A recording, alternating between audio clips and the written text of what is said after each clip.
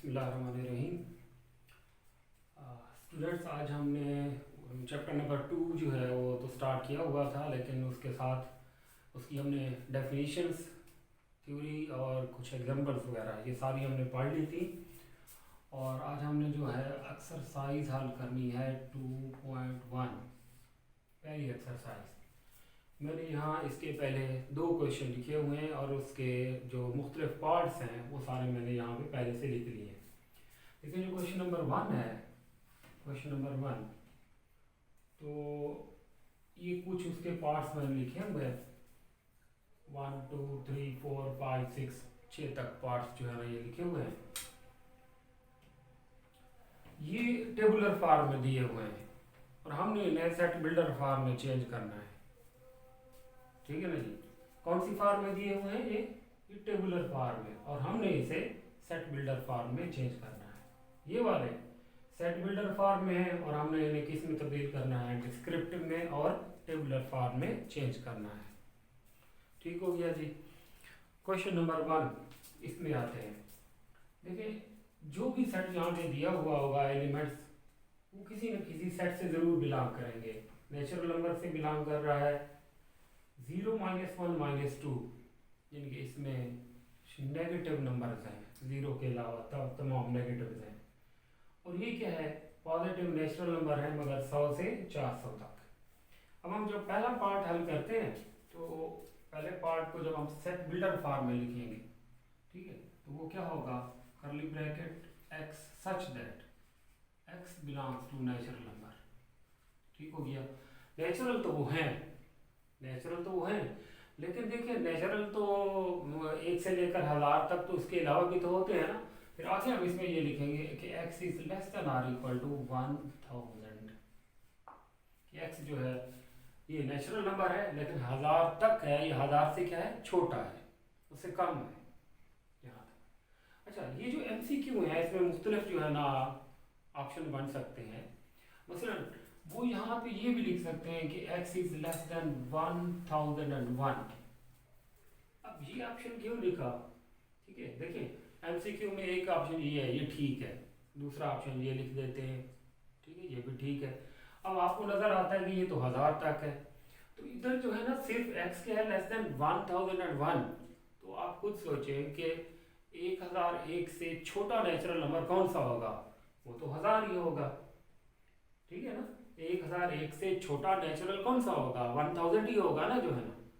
तो लिहाजा हम सेट बिल्डर फॉर्म में ये less than or equal to 1000 भी लिख सकते हैं और x इज लेस देन 1001 ये भी लिख सकते हैं। ये भी ट्रू है इसका, जो है ना। नेचुरल फ्रैक्शन में तो होते नहीं है कि हम कहेंगे कि बीच में कोई इशारिया वाला नंबर आ जाएगा डेसिमल फॉर्म में, नो, उसकी गुंजाइश है नहीं। 1001 से जो छोटा नेचुरल नंबर होगा वो कौन सा होगा? 1000 होता है। ठीक है, अच्छा जी। उसके बाद नेक्स्ट जो है हमारे पास, देखें यहाँ कुछ इस तरह का सिलसिला है कि ये जो 0 है ये मैक्सिमम नंबर है और ये बाकी सारे जो है ना नेगेटिव नंबर ये क्या है? ये छोटे नंबर है। मसलन सबसे बड़ा नंबर क्या है? 0, और सबसे छोटा नंबर क्या है? -500। ठीक है, इनका ताल्लुक किस चीज़ से है बेसिकली? क्या ये नेचुरल है? नो। क्या ये होल नंबर है? नो। क्या ये सेट ऑफ इंटीजर्स हैं? यस। तो बेसिकली इनका जो जनरल नॉम है, नेम है, वो क्या है? वो इंटीजर है। तो इस दूसरे पार्ट को हम क्या लिखेंगे? x such that x belongs to z, यानी कि इंटीजर्स से बिलोंग करता है। अब इंटीजर में पॉजिटिव भी होते हैं, नेगेटिव भी होते हैं, 0 भी होता है, एंड अब हम यहाँ पे क्या लिखेंगे कि x is less than or equal to 0, देखिए बड़ा आदाद है, and greater than or equal to -500। ठीक है, ये छोटा आदाद है, यानी कि x जो है -500 के बराबर है, ये उससे बड़ा है, और 0 के बराबर है या 0 से जो है ना क्या है? छोटा है। अब 0 से छोटे अदद कौन से हैं? दीज नेगेटिव्स, ये सारे नेगेटिव्स जो है ना -500 तक, they all are less than 0। ठीक है, और -500 से क्या है? बड़े हैं, बेसिकली इंटीजर को बिलोंग करते थे, तो ये इसकी सेट बिल्डर फॉर्म हो गई। ठीक हो गया। नेक्स्ट में देखिए 100 और 400, तो वो नेचुरल नंबर है, x such that x belongs to natural number and x is less than or equal to 400 and greater than or equal to 100। ठीक है जी, कि 100 के बराबर है, 100 से बड़े हैं, और 400 के बराबर हैं और 400 से क्या है, छोटे हैं। ठीक हो गया जी ये। तो ये सेट बिल्डर। आगे है set of odd natural number.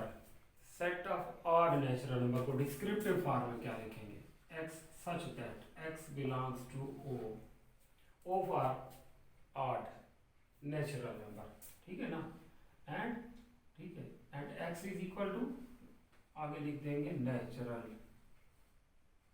Number, x belongs to odd, odd natural number जो है ना ये, ठीक है जी, O फॉर ऑड जो है ना हो गया।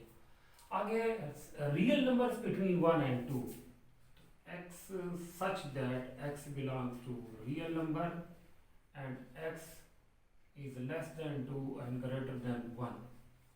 देखिए बात यहाँ पे हो रही है बिटवीन 1 and 2 की, तो बिटवीन 1 and 2 से मुराद ये होता है कि एक से बड़े और दो से छोटे। एक और दो में एक का ही फर्क है ना, लेकिन एक से बड़े और दो से छोटे, तो ये जो इशारा में आएंगे 1.1, 1.2, 1.5, 1.6, 1.9 तक, ये सारे जो इनफाइनाइट रियल नंबर्स हैं, ठीक है, तो ये है बिटवीन 1 and 2, तो इसलिए आपसे हम यहाँ x लेस देन 2 और ग्रेटर देन 1 लिखेंगे, ठीक है, ये मतलब एक से बड़ा और दो से छोटे।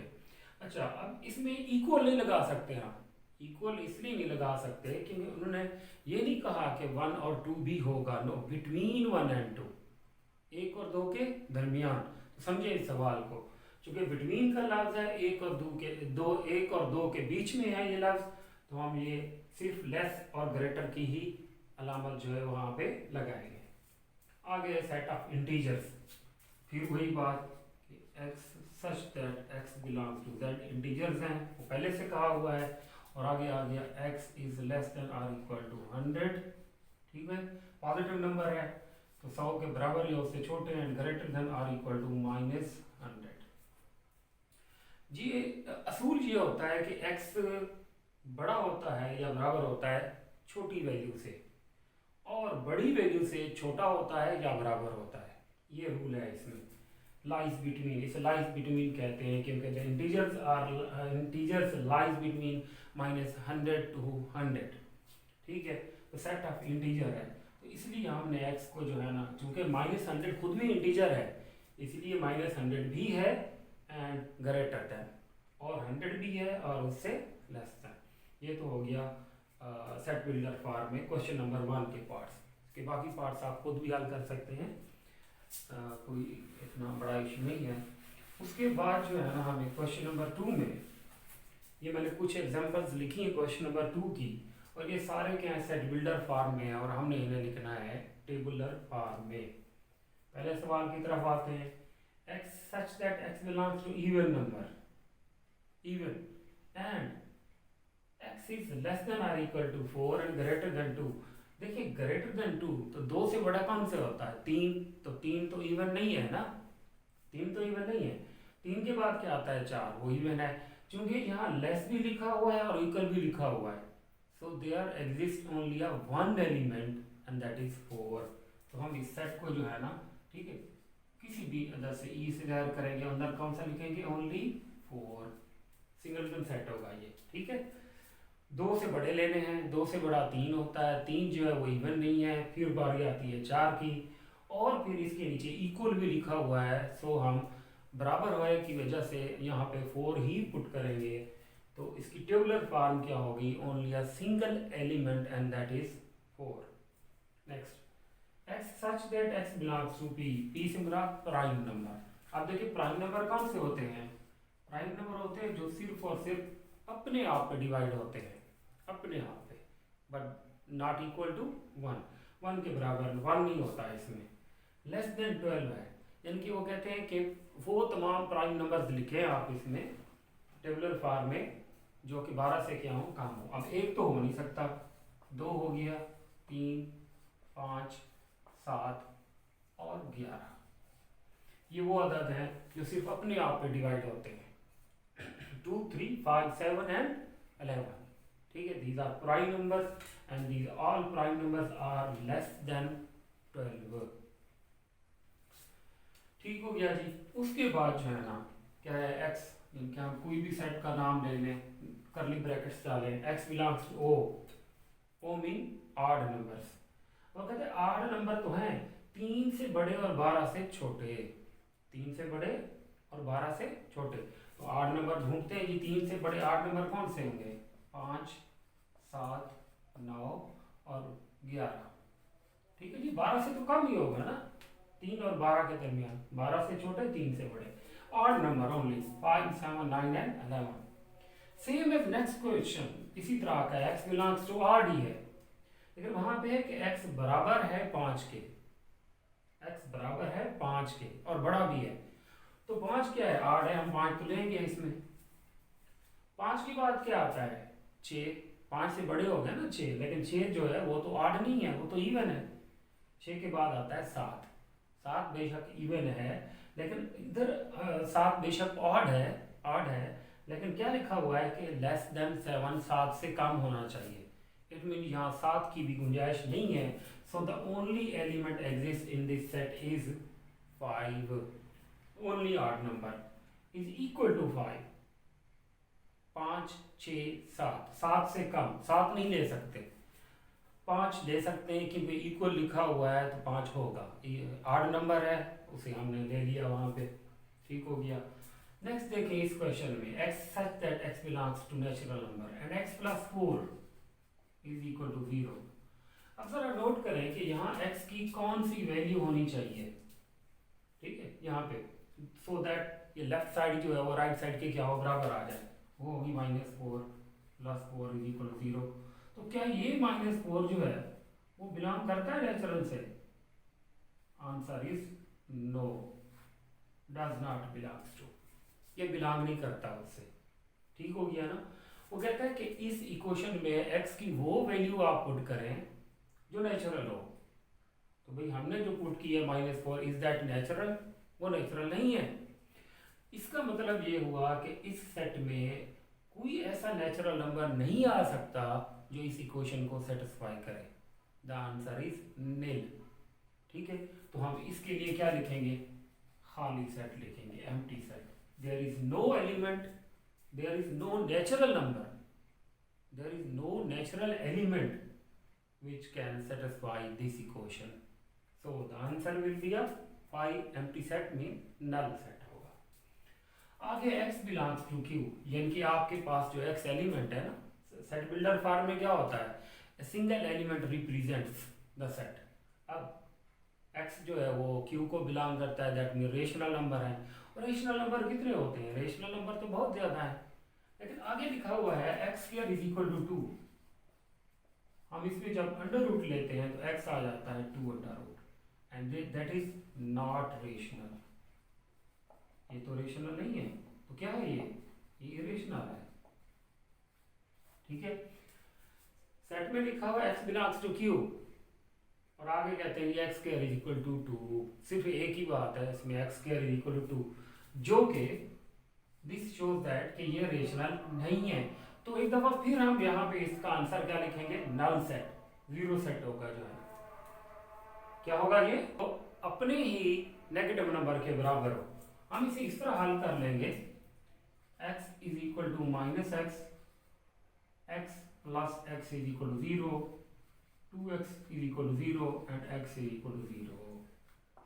तो ये हुआ कि ऐसा number 0 is equal to -0। For example लिख तो सकते हैं ना कि 0 की तो वैसे वैल्यू नहीं होती ना, 0 की तो कोई वैल्यू नहीं होती। इसका मतलब जो है कि वो रियल नंबर, वो रेशनल नंबर जहाँ x अपने -x के बराबर होगा, दैट एग्जिस्ट ओनली इन 0।